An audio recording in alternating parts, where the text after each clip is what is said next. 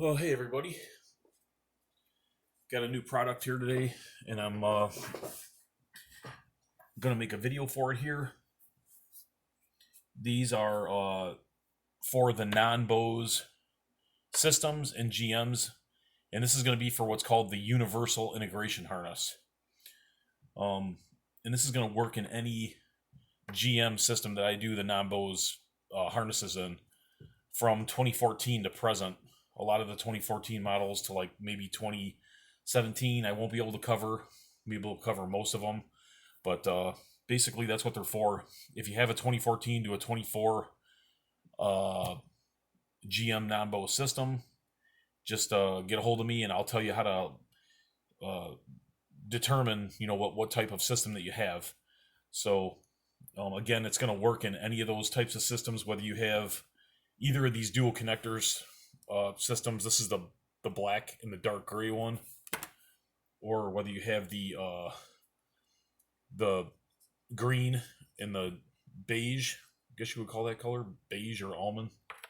Or whether you have the single 16-way green connector, or whether you have the 20-way brown connector. Okay, that's basically the four types of Bose systems that there are from those years I covered, and I'll make a harness for any of those. Okay, so what this harness system is for is, and I get a lot of this, and this is why I decided to start making this harness type. This is for people who want to start out with just adding a subwoofer to their current system and letting the other speakers play on, the factory radio or the factory module. But they want to, like I said, add a subwoofer, and then with the intention of later down the road doing a full system upgrade, like adding an amplifier for their doors, possibly, putting in a DSP, and doing the whole system. Okay, so this will serve that purpose, and I'm going to get into how this works right now. The bottom line is, just like with my other harnesses, this is just going to plug in to your factory module. So you would locate your factory module wherever it's at, and you would pull the connectors out, which would be these connectors here, would be the same connectors. You'd pull those out, and you would plug them in to the female side of this, and then you would take these and plug them back into the module. Okay, and then you'd be integrated. And then from there, because we're starting out just doing a subwoofer amplifier,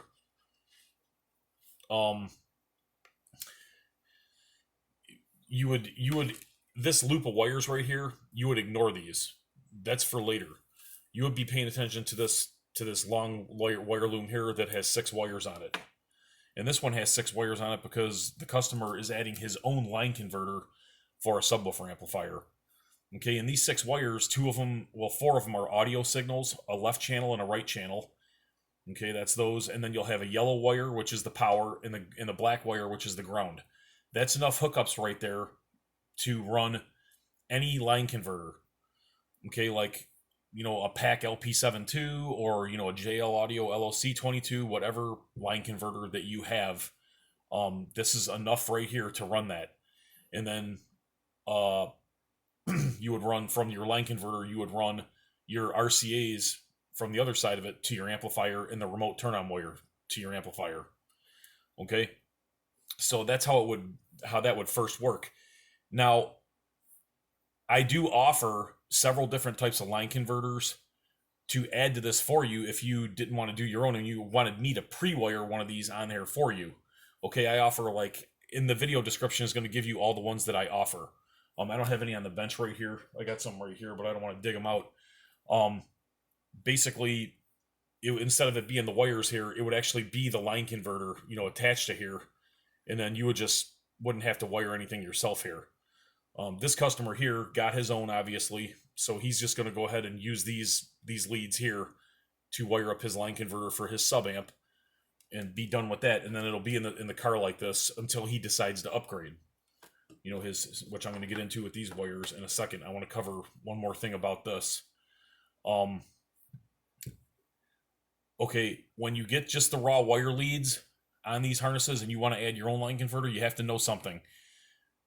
this does not come with a remote turn-on wire. Okay, the vehicle harness does not have one, so I can't put it in the harness. Now, you have to know that most line converters do not require a remote turn-on wire in. They have what's called speaker sense, auto sense turn-on through the speaker signals. With a 12-volt and ground hooked onto it and these speaker signals, the line converter senses when a speaker signal is coming in and activates it on by the 12-volt and the ground. And then the nice thing is most line converters, all the line converters that I have offer this. The line converter in turn has a remote out circuit for your device, for your amplifier or your DSP, whatever you're using. Okay, so that's important to know. A lot of people say, does it come with a remote turn-on wire? And the answer is no. It comes with these wires, constant 12 ground and the audio signals for a line converter. In most cases, line converters do not need a remote turn-on coming in, but they do have one going out for your amplifier. They design them that way on purpose because, finding a switch 12-volt source in your car can be kind of a headache. Okay, so that's important to know about that. And like I said in the description, I do offer to attach a line converter. Instead of it being raw wire leads, it would be an actual line converter attached to this. And there's going to be a list of them in there in the video description below that you can look through. And all the pricing on all this stuff is going to be in the description too. So you know that. Okay, now moving on. This is what makes this harness special, is this loop of wires right here, which when we're doing our sub amp, you're just going to leave these alone. Don't even touch them. This is the loom we're working up with the sub amp. Once that's all hooked up, okay, and then let's say weeks, months down the road, you're ready to expand the system. Now it's time to start using these wires. And the way we're going to do this, let's say you're upgrading to a 4-channel amplifier for your front left door, your front right door, rear left door, and rear right door. Okay, and you're going to use let's say you're just going to use a 4-channel line converter, a basic one, like a PAC LP74, or like a LC6i audio control, any 4-channel line converter. Or a DSP even. You might even want to use a DSP. I don't know what you're going to use. High-level inputs on an amplifier. You can go into those. Whatever you choose to do, it'll all work the same way. And the way this is going to work is you're basically going to, you see how these wires are in a loop, and there's a tag here that says outputs. I just handwrite that on there, outputs, and this says inputs. Okay, what you're going to do is you're going to cut these wires right here in the center, in the bottom. Once these are cut, you're going to have 2 separate looms coming out. One side is the outputs, it's marked. The other side is the inputs. Okay, this side, the input side, is going to go into the inputs of your DSP, your line converter, or the high-level inputs of your amplifier, the input section, not the output section, the input section. Okay, the output side of the wires, they'll be cut here obviously, will go to the speaker output terminals at your amplifier, so that the amplified signal from the amp is going back into the vehicle harness and feeding all your speakers, and you're not having to run speaker wire. Okay, so it's very important that you understand what I just said right there. And if you have to watch this video 20 more times, please do so, because so many people get the outputs and the inputs mixed up. They send the inputs into the speaker output terminals at the amp and the outputs into the inputs of their line converter DSP, and they email me and say, I have no sound. Well, you don't have any sound because you got it wired backwards. Okay, so again, the input side would go into the inputs of your line converter, DSP, or high-level inputs of your amplifier, whatever you're using. The output side would go to the speaker output terminals at your amplifier. Okay, it's that simple. And now, a couple other things here. Obviously, when you cut these, you're going to have to extend the wires longer, and you can just use regular speed wire. Any 18-gauge speed wire. Metra makes it, Stinger makes it, Audio Pipe makes it. You can just get yourself some speed wire and just go ahead and butt connect them or solder them, whatever you feel like doing, and run back to your equipment. Okay, so that's that. Other thing to cover is, okay, when you go to upgrade and you got these wires cut, then what happens with the subwire? And the answer to that is you can pretty much leave the sub how you have it if you want, because the sub is automatically going to be connected into your radio inputs and where it's wired at in this harness isn't going to be affected by where you cut these wires. So these wires will still be live and operating normal. So you can leave your sub amplifier how it is if you want.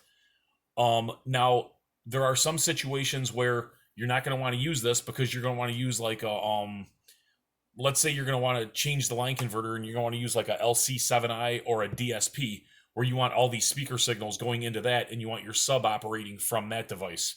Then you would just basically disconnect these wires and not use them anymore, and just use these wires going into the DSP or the line converter, and then just feed your sub amp signal from that line converter. This would no longer be in play. Now let's say you're using the high level inputs of a 4-channel amplifier. You're not using any fancy DSP or anything. In that case, you would just leave the sub as is. Don't touch it. Cut these wires, run the inputs into the high level inputs of the amplifier, outputs to the speaker terminals of that amplifier, and you're done. Okay, that's real simple. But again, if you're going to be using something like a LC7I and you want everything to run off of that, or a nice DSP, then you would have to ditch this one, just disconnect it and just use these wires to run your system and run it from the DSP or whatever you're doing. Okay, so again, the pricing on all this is going to be in the video description. So I offer a lot of different line converters for a sub amp if you want one wired to it. Otherwise, it just comes with the raw wire leads. And again, it'll cover any of the non-Bose GM systems that are modern from like 2014 on up to 2024. You just have to contact me and let me know what vehicle you have, and I will guide you into figuring out what is in your system, what is in your car, and if I have something for you. More than likely, I do have something for you. All right, so that is the non-Bose universal integration harness. And this is actually a customer's. I'm getting ready to ship it, and I wanted to take the opportunity to make this video. Thank you, Scott. This is your harness. It's coming soon. So, guys, I really appreciate your support over all these years, and I really appreciate the good comments that you guys leave on my videos. That never goes unnoticed. I always see it, and I just really appreciate you guys. And so, thanks for supporting me, and have a great day, guys.